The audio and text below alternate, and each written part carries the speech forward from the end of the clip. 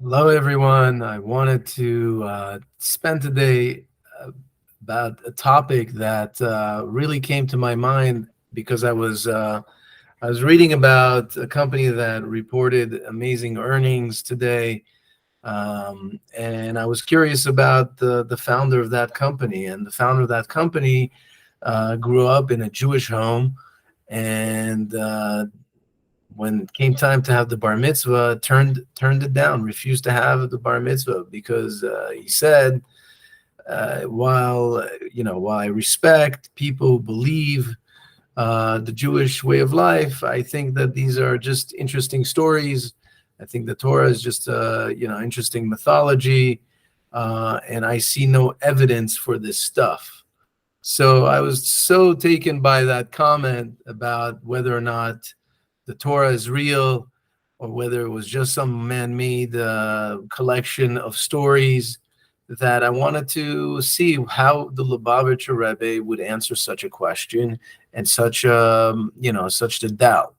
So the Rebbe actually received many letters like this from people that uh, wanted proof that God exists, that wanted proof that the Torah is real.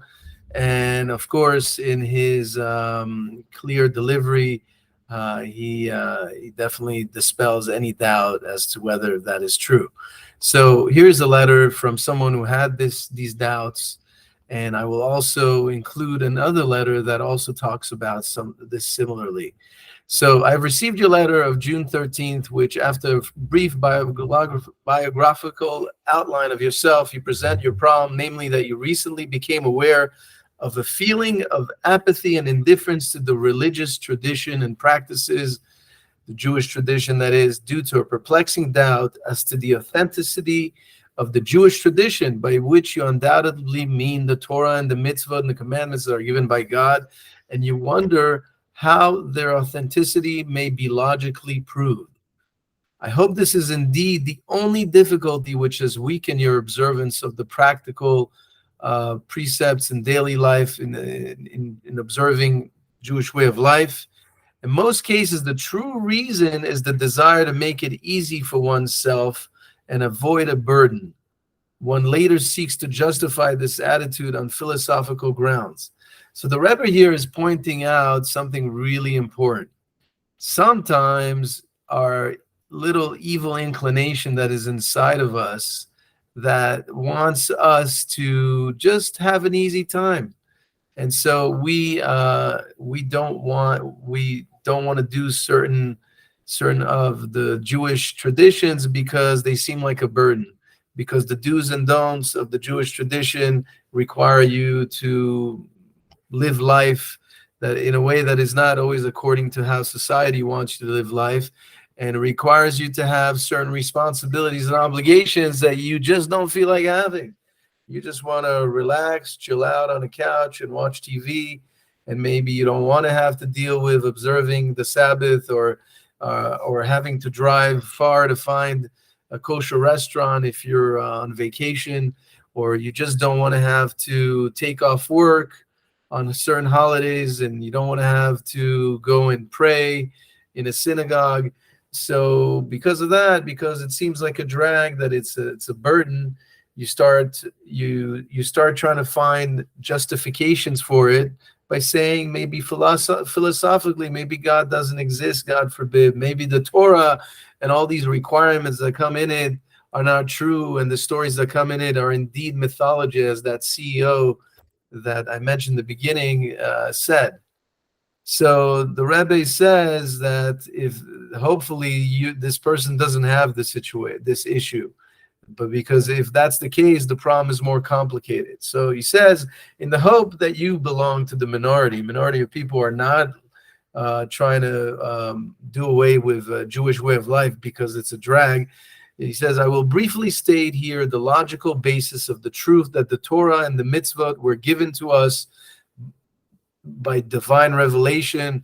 And he's referring to that moment, when it was given to us, the Ten Commandments and Mount Sinai. And he says, the Rebbe, this is not very difficult to prove, since the proof is the same as all other evidence that we have of historic events. only much more forcefully and convincingly. The Rebbe says that actually to prove that the Torah was given to us and that it's something that came by divine revelation, that is not man-made, that it is from God, it's actually really easy to prove. So by way of illustration, if you are asked, how do you know that there existed such a person as Maimonides? Maimonides is also known as the Rambam, because the person mentioned it, whom you mentioned in your letter, you would surely reply that you are certain about his existence from the books he has written. Although the Maimonides, the Rambam, lived some 800 years ago, his works now in print have been reprinted from early editions, and those from earlier ones still uninterruptedly going back to the very manuscript which Rambam wrote in his own hand. This is considered sufficient proof. So the same kind of proof substantiates any historic past, which we ourselves have not witnessed, and all normal people accept them without question, except those who for some reason are interested in falsification. So the Rebbe now is going to talk about how it is that the Torah was really given by God, and that how can we verify these accounts since none of us were there thousands of years ago. But in the same way that we know that someone in history existed or certain events happened in history, we can use the same logic to arrive at the same conclusion that God gave the Jewish people the Torah and that everything in it must be kept. So in many cases, the authenticity of a historic event is based on the evidence of a limited group of people where there is room to suspect that the witnesses were perhaps biased, so they came up with this story and it's not really true. Nonetheless, because there's nothing to compel us to be suspicious, and especially if we can check the evidence and counter check it, it is accepted as fact. So many events in history, there were not really that many witness accounts of those things, and yet we accept them as fact.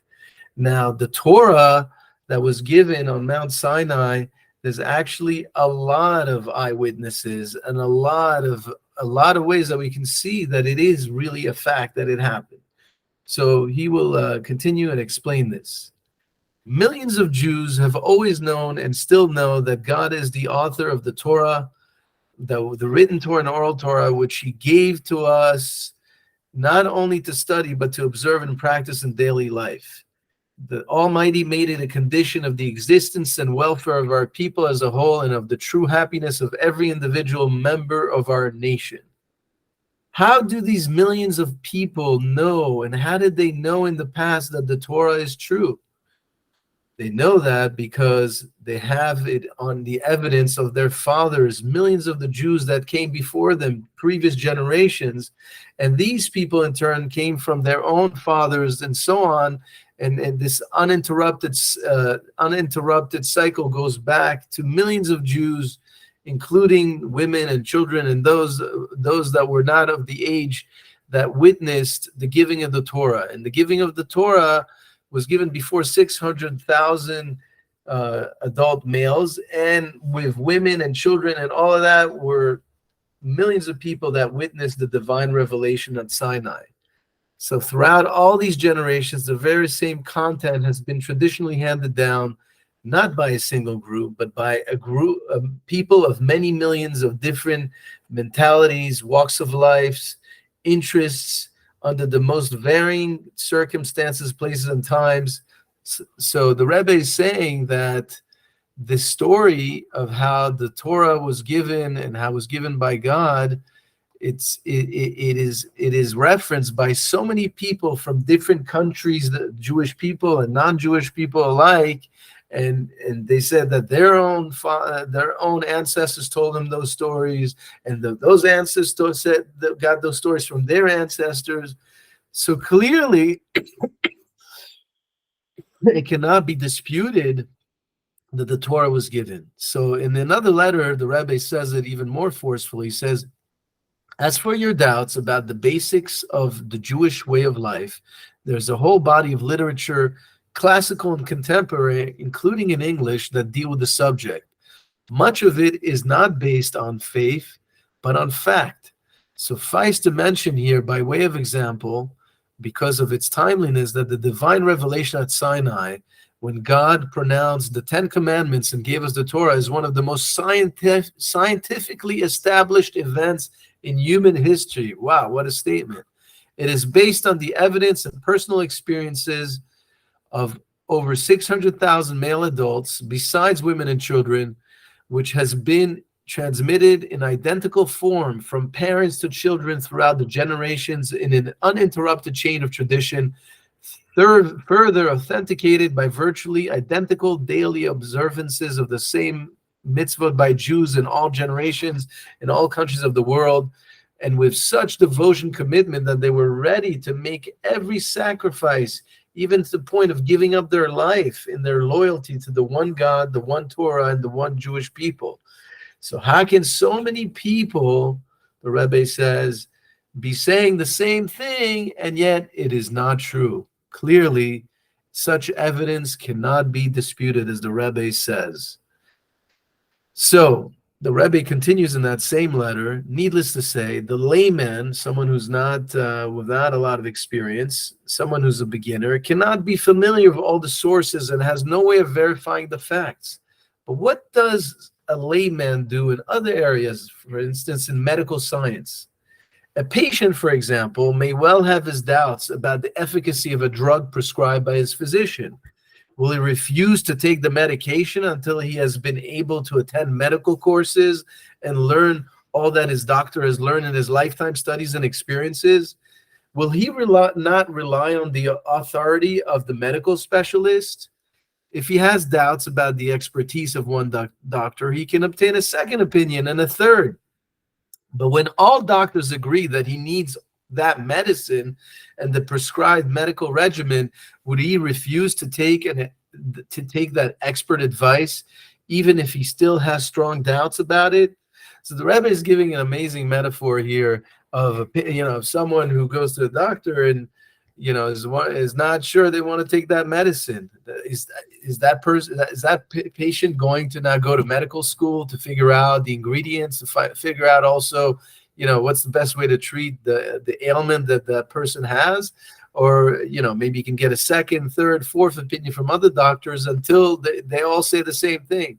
So the same way, a person who has doubts about whether or not God exists, or whether or not the Torah is true or not, they can go to experts. People who are experts in the Jewish religion, rabbis, scholars, people who have been practicing it a long time, and ask them whether or not the Torah is true and real. And if they all say it is, then certainly you should accept it, because if you accept as facts things that are in your daily life that you don't have really a way to fact check so easily, but you accept other people's testimonies about them, and you say, oh, wow, so many people are saying that it's true, then it must be true.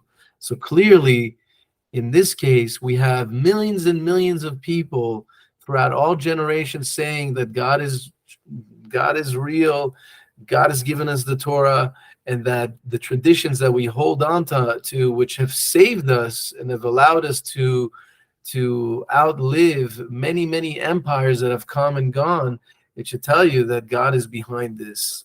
Torah is real.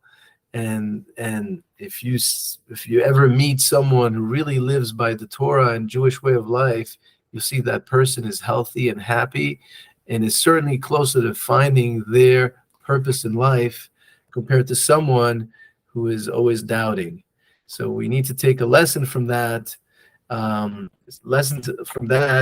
in how to deal with situations where our mind throws doubts. And it throws doubts usually because our bodies don't really want to take on the burden of well, it's not really a burden, but don't want to take on the responsibility of living according to a set of commandments that are given by God, because human nature is to want to do things according to our own whims and our own desires, and we don't want anyone to tell us what to do.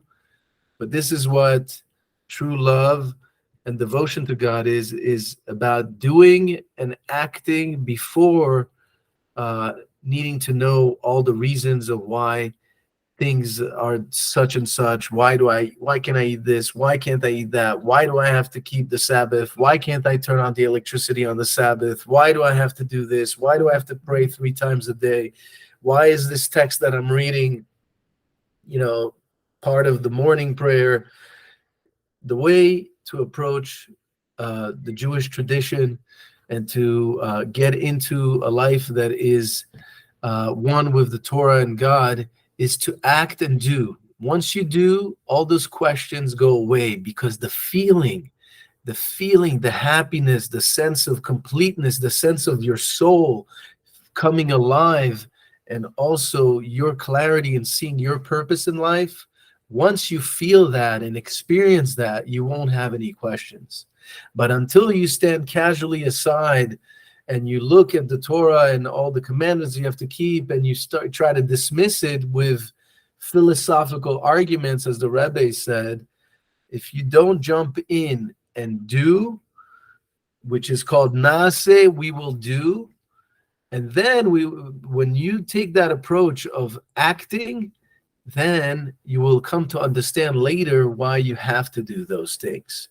And that's the whole approach to Jewish way of life, is acting. The action is the key, and doing things. And once you do them, you won't have those questions, because you don't need to have all the answers in order to do things. The same way a patient does not have all the answers on why they need to take this medication, why this surgery is needed, why this certain area in their certain organ has to be treated a certain way in their body, and yet they go through the procedure and they trust the doctor. All the more trust God and trust all these amazing sages, all the amazing rabbis and that have come, including the Lubavitcher Rebbe, who tell us how good it is for us. Trust them that it's good for you and that it is from God, because anything that comes from God is the very best thing that can happen to you. So the Rebbe closes off the letter and he says, it is difficult to elaborate, but I am sure that even the brief above analysis should dispel any of your doubts, if indeed you had any serious doubts as to the authenticity of our tradition. I trust you will, from now on, not permit anything to weaken your observance of the mitzvot, whose very observance of itself illuminates the mind and soul more than any philosophical book can ever do. I shall be glad to hear good news from you, and I wish you success. In the same way the Rebbe says, I hope to hear good news from anyone out there in their experience with getting into the Jewish way of life. And when you feel any doubts come to you and questions, just push them away and just do what the Torah is telling you to do, and you will see the magic and beauty that is going to come into your life very soon, if not immediately after. So have a blessed day. Until the next time, it's great seeing you, everybody.